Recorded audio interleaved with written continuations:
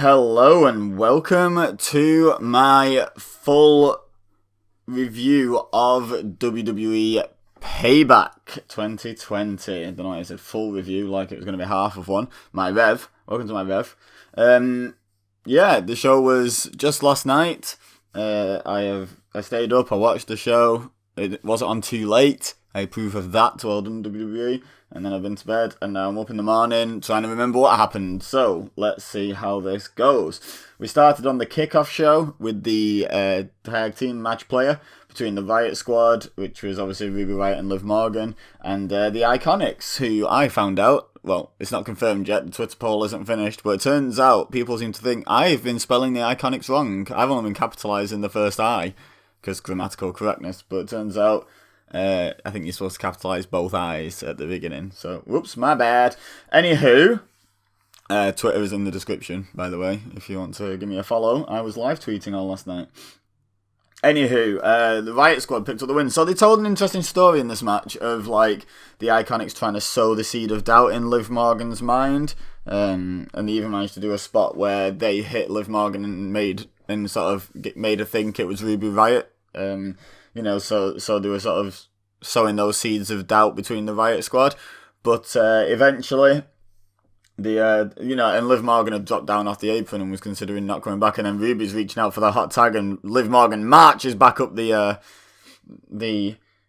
steel ring, steps in and takes the tag from Ruby, and she comes, and Peyton gets the tag on the other side. And I commented that might have been the hottest hot tag in history. So, yeah. There you go, that's why you should follow me. Go me.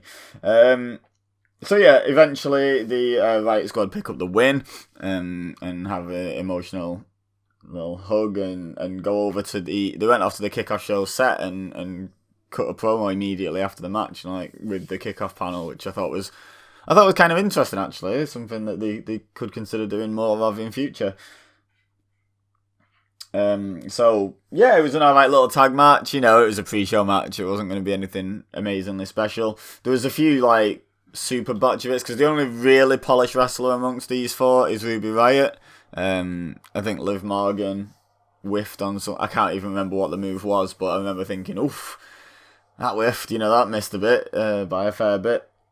And Peyton Royce and Billie Kay. Peyton's probably the better of the two, but that doesn't mean she's... Okada, she's I'd say three of the four here are sort of below average in the women's division at the moment. In the current women's division, they're in the lower half, shall we say, talent wise, wrestling ability wise. Ruby Riott's decent, but there's only so much one person can do to carry a tag match. But it was okay, I guess. Wasn't the greatest match in wrestling history, but wasn't particularly offensive or bad either. It was just good. The main show opened with the United States Championship match, with Apollo Crews defending against Bobby Lashley, who was accompanied to ringside by MVP and Shelton Benjamin. And Lashley got the win here with the full Nelson that I refuse to call the full Lashley, or whatever they call it, the full Bobby. I think it was full Lashley. It's a stupid name. The full Nelson, it's a full Nelson. Full Lashley just sounds dumb. Sounds like he's eating too much food. And I accept that maybe the full Nelson might have originally been named after someone called Nelson, but now that's just what the move is called. And to try and change its name is a bit silly, in my opinion.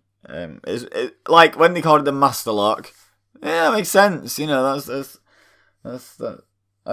okay with that, but calling it the full Lashley, it just sounds rubbish. Lashley picked up the win by submission. I think relatively clean. I don't remember any major interference from the Hurt Business, from Shelton and MVP. Maybe like an occasional bit of jaw-jacking. I think there was a bit where they were squaring up to Apollo over in the corner earlier in the match, but I mean in terms of the finish, I don't think they were particularly involved. Maybe I looked away though. I don't know. Let me know in the comments. Let me know in the comments in general, by the way, what you thought of this show and what you enjoyed, what you didn't enjoy, and anything you hear me say that you agree with or disagree with or have some sort of thought on that you want to tack on to the end. Please do comment. Let's get the conversation going. Absolutely more than welcome to. But yeah, Oh, by the way, I predicted the Riot Squad to win, and then I predicted Bobby Lashley to win. So I'm 2 from 2 at this stage in the pay-per-view. And yeah, it was about time that Apollo got caught up with, and Lashley's definitely a tier or 2 up on Apollo Crews in terms of where they are on the superstar scale, if you like. Lashley is higher for sure. So yeah, correct decision. Lashley picks up the win. Next, we had Big E versus Sheamus in a decent singles match. It was pretty good fun, pretty good. Big E picks up the win because his march towards his kayfabe march towards the main event continues. I'm still not convinced they'll ever really get him there. Like, they might end up matching him and having him have a nice run with the IC title. I don't know. Like, they seem focused on getting him to the Universal title, but the main event scene on SmackDown is packed. Like, I was saying this in a party yesterday to one of my friends on PlayStation in a party chat. I was saying that, you've got Bray, Braun and Roman, competing for the Universal title tonight. You've got Jeff Hardy is more than capable of just jumping up a tier. AJ Styles more than capable of just jumping up a tier. Even Sheamus, who lost her, more than capable of jumping up a tier. Otis has the Money in the Bank, and I'm sure I'm forgetting some people, but there's a lot of top tier talent. There's a lot of potential or current main event talent on SmackDown at the moment, so I don't know. I don't know if they're ever going to actually pull the trigger on Big E. I hope they do. I'm a big fan of Big E. I can just see why in their mind they wouldn't, and that's a bit of a problem. And you got Matt Riddle and King Corbin who are up next, who probably both have the potential to step up. Maybe Big E's higher in the pecking order than Corbin, and probably Riddle, to be honest, but not by much. He's in that kind of territory where they're trying to scramble up the card, isn't he? So yeah, anyway, Big E picks up the win with the big ending. Called it. It was kind of obvious, they're gonna be pushing Big E at least for the time being. So yeah, 3 from 3, go me, and three decent matches. I think that's the running theme of this show. I don't think there was anything on this show that really blew me away. If there was, it's coming up, not next match, the one after, that was much better than I expected. There's nothing mind-blowing in it. There was just nothing bad in this pay-per-view either. It was another good, solid pay-per-view, is my honest opinion. I saw a few people slating it, and I saw people slating SummerSlam as well, and I think I asked the question in my SummerSlam review, what exactly do you want from WWE? Because that was a good show. Same question. Like, they've done 2 pay-per-views, or 2 network specials, whatever you want to call it, in a week, and both were good shows. Like, what do you want from WWE? Let me know if you didn't enjoy SummerSlam or Payback, or you didn't enjoy both, or there's one that you didn't like. A genuine question, not a rhetorical question, a genuine question. Let me know, what do you want from WWE? Like, what would make you actually praise a pay-per-view? Like, because I feel like if you're expecting like match of the year candidates every match, I feel like you're not watching WWE for that. I feel like you're watching New Japan and maybe an NXT takeover, and if it's your particular style of wrestling that you're super into, maybe AEW, because they like to put on what they think are good matches. I think they're a bit low on psychology and high on flips, if you ask me, for the most part, but I understand a lot of people like their in-ring work, so I might watch that, but I don't think people watch WWE for the in-ring work, and they've got a lot of talented wrestlers, and they do have good matches, but when there's the option between telling a story or having a 5-star match, WWE will tend to steer their wrestlers towards telling the story, so I don't, that's the only complaint I can think of is, some of the matches could have been a bit higher quality, and it's like, yeah, but they were good enough. They were good matches, and kept me vaguely entertained. Along with tweeting along with it, follow me. My Twitter handle is in the description. Anyway, the next match was Matt Riddle versus King Corbin. I predicted Matt Riddle to win this one. It was interesting. King Corbin tweeted out something about exposing how he's not that good in the ring. We all know he's not that good in his personal life or something like that. And everyone, I think, just assumed that was Corbin taking it upon himself to heap some extra heat on the rivalry, and and he'd cleared it with Matt Riddle, and they were just having a bit of fun with the rivalry. Then was it Kayla Braxton interviewed? No, it was a new girl, I think. I can't remember what her name was. I think they said a new interviewer or announcer, whatever word they used. Sort of basically read the tweet out to Matt Riddle, and he went from chilled bro to angry bro in no time.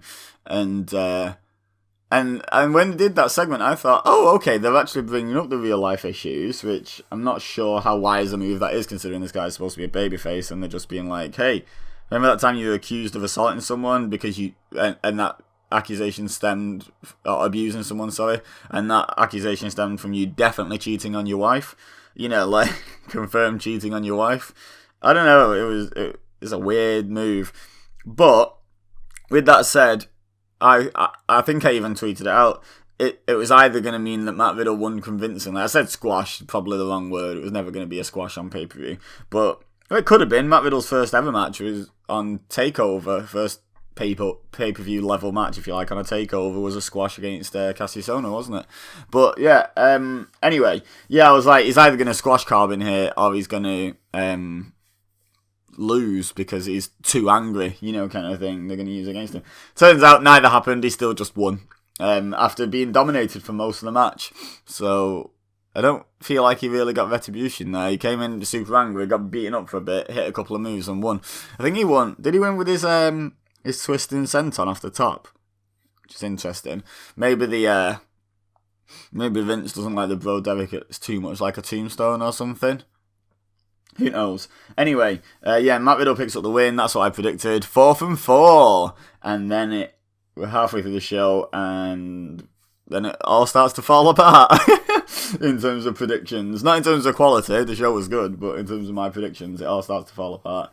So the next match was the Women's Tag Team Championship match. Bayley and Sasha Banks defending against Shayna Baszler and Nia Jax. And obviously you got the two dueling storylines coming in here, where Bayley and Banks are having little cracks forming again in their relationship, in their friendship, and they're having little jabs at each other and little sideways glances and stuff like that.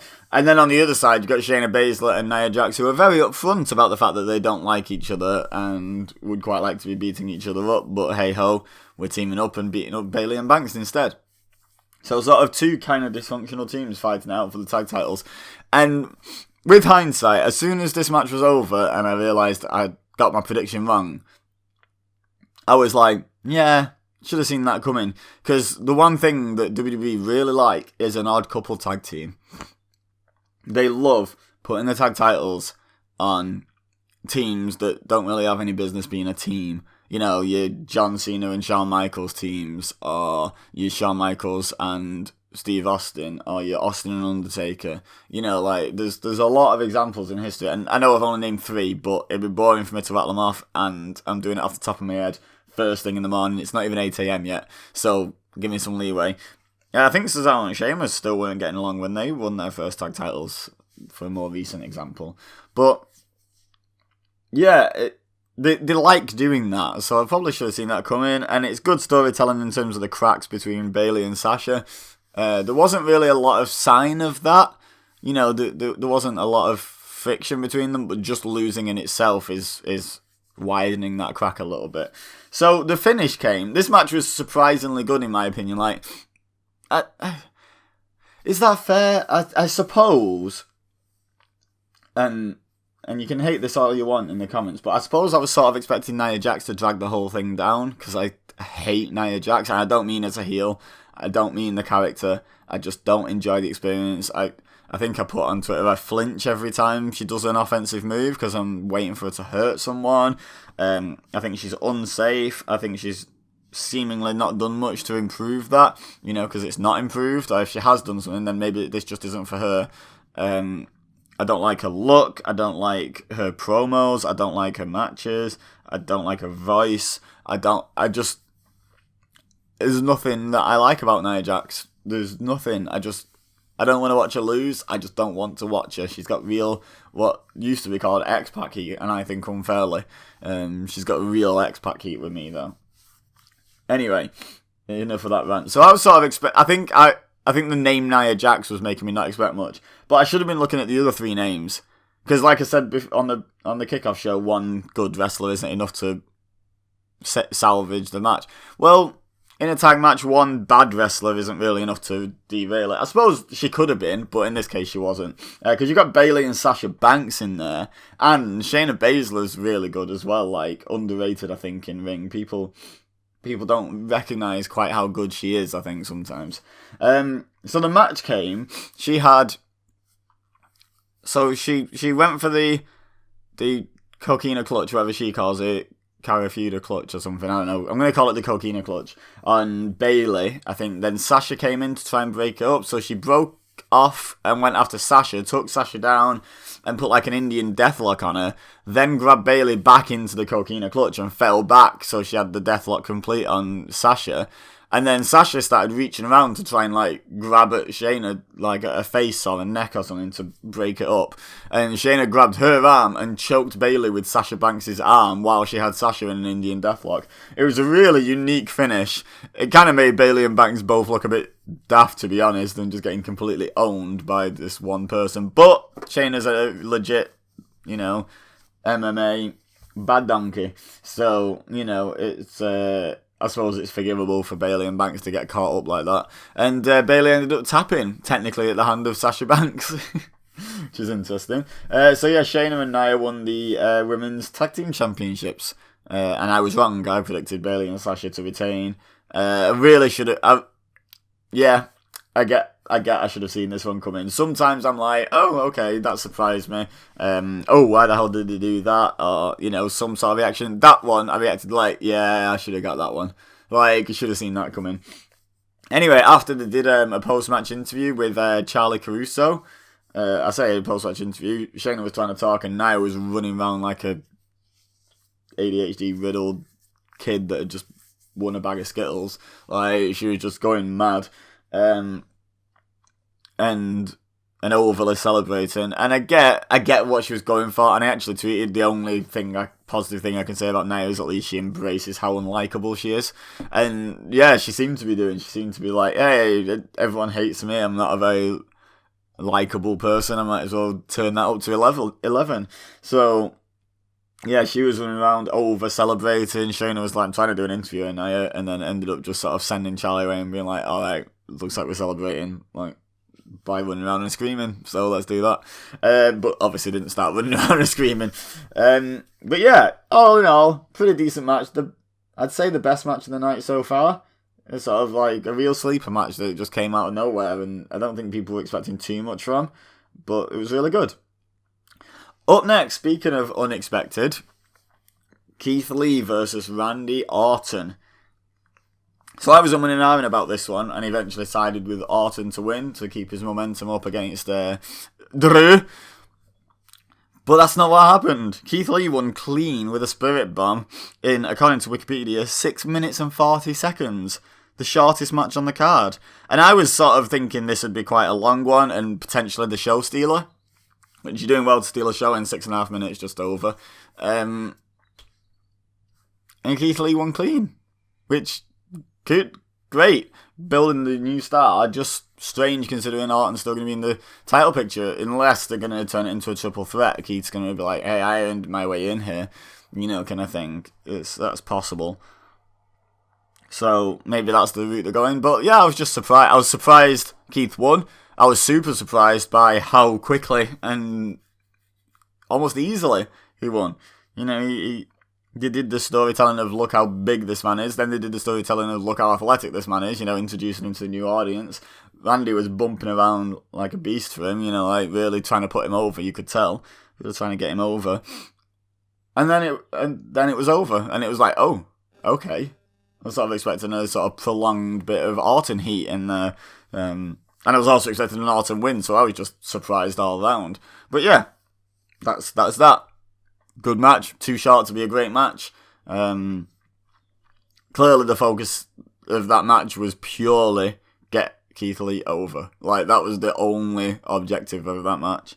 And to me, it already is over, so mission accomplished, I guess. But yeah, just really took me aback. Really took me back. Even just recapping it in my mind now, I'm sort of like, wow, yeah, that happened.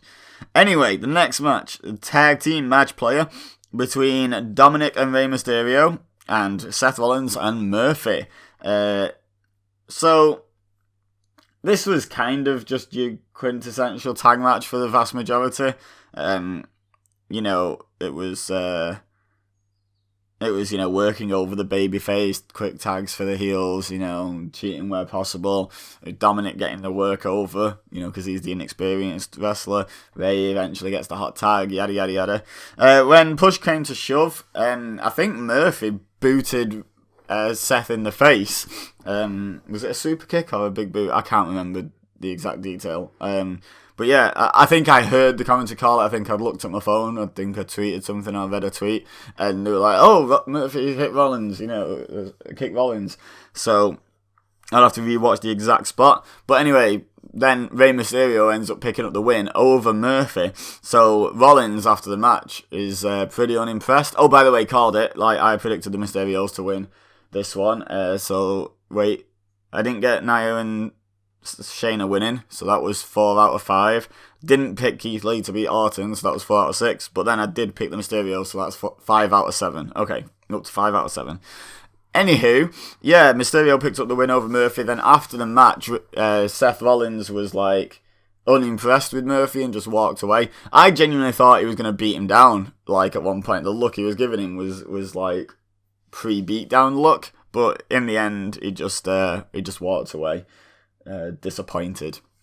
And the Mysterios celebrate their win as a team, as a father-son duo.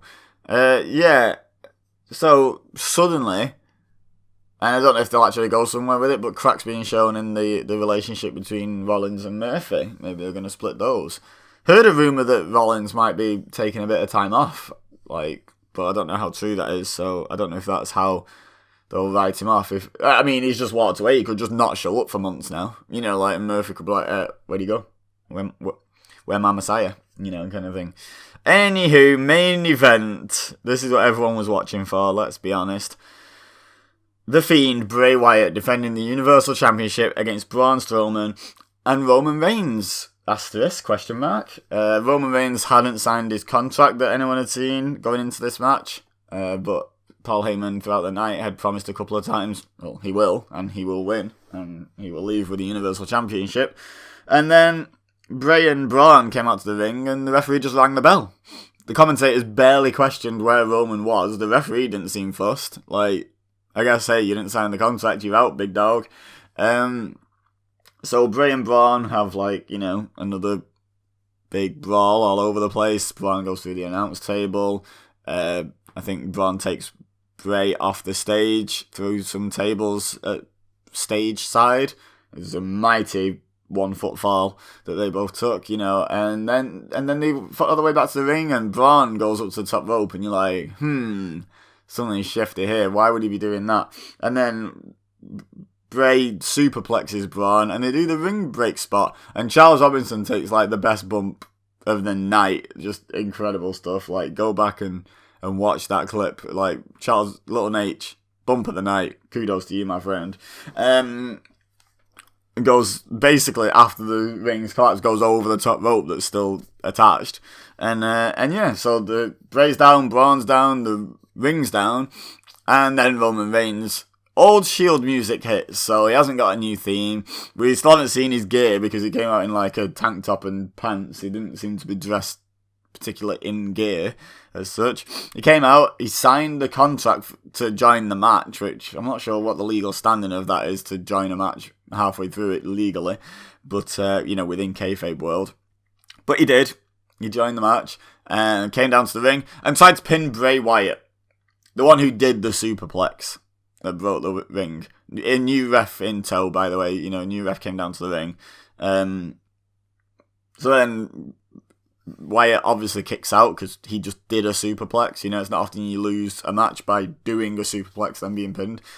I mean, except for the where they hook your legs into a small package kind of thing. But I mean like a legitimate pin, like you're unconscious, can't kick out kind of thing when you've done the superplex. He tried the pin twice, I think, and got frustrated. Tried the pin on Braun, and then Braun kicked out. And then went and got a chair and beat Braun down with it, and then went for a pin, and Braun kicked out. And then hit a spear and pinned Braun. So the memes that I shared on Twitter and around Facebook as well, of, you know, we all know, you know, whether you're a Roman fan or whether you're supporting Bray, you know Braun's there to take the loss. I was right.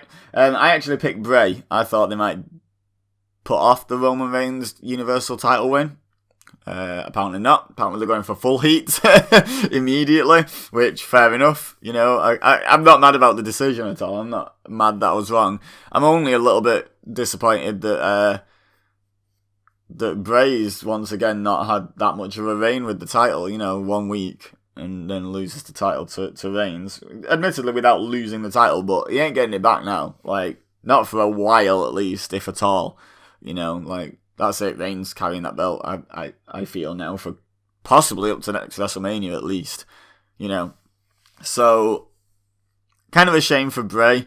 A little bit disappointed that they keep screwing Bray out of titles. They sort of do well with him up to the point where he wins the title, and then just, I don't know. I mean, his first Universal title reign wasn't terrible, but then he lost it to Oldberg in Saudi Arabia to a vertical suplex, a bad one at that. You know, so it's sort of the curse for Bray Wyatt is when he gets near a title, starts going badly. But I'm pretty sure they're trying to cement Roman Reigns as heel here. Although trying to pick a babyface in that match, I even tweeted someone who was like, "So is Fiend the face here?" You know, and honestly, at this point, I just feel like they were telling a story with three monsters, and they didn't have face and heel in mind at all. Everyone's just got their own motivations, their own agenda, if you like, and they're not good guys. They're not necessarily bad guys. They're not even really guys. You know, you've got the Fiend, you've got Braun Strowman doing his monster thing, then you got Roman Reigns, who's the most human of the lot, but also the most heel of the lot in a way. So, yeah, I don't think we were doing the face-heel thing in this triple threat. I think we were just doing three big, tough guys all want the same belt. And that's kind of fun sometimes. One thing I did clock, and I don't know if it was intentional and if they're going to make reference to this, we'll find out over the coming weeks, I suppose. I clocked that Roman just did the same thing to Bray and Braun as Brock did to him at WrestleMania 34, but in real life. Like, signed his contract super late, and plans changed, pal. You know, and I'm wondering if that... And now he's with Paul Heyman. And Roman even called that out the next night on Raw after Mania 34. So, I'm wondering if that's going to play into the storyline, that, you know, the Roman Reigns character change. You know, the, hey, if it's good enough for Brock, it's good enough for me. You know, I wonder if they're building to Roman and Brock, because they've already put him with his advocate, and now they've had him use his little trick to win the title. I don't know, or retain the title in Brock's case, but to leave the show with the title.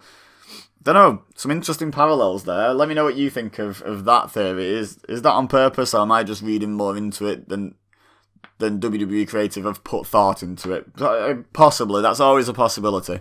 But let me know in the comments. Let me know how you did predictions-wise. I predicted Bray to win there, so I finished on 5 out of 8. Halfway through the show, I was feeling pretty confident. I was doing pretty well. And then by the end, I was like, oh, that wasn't so good, actually.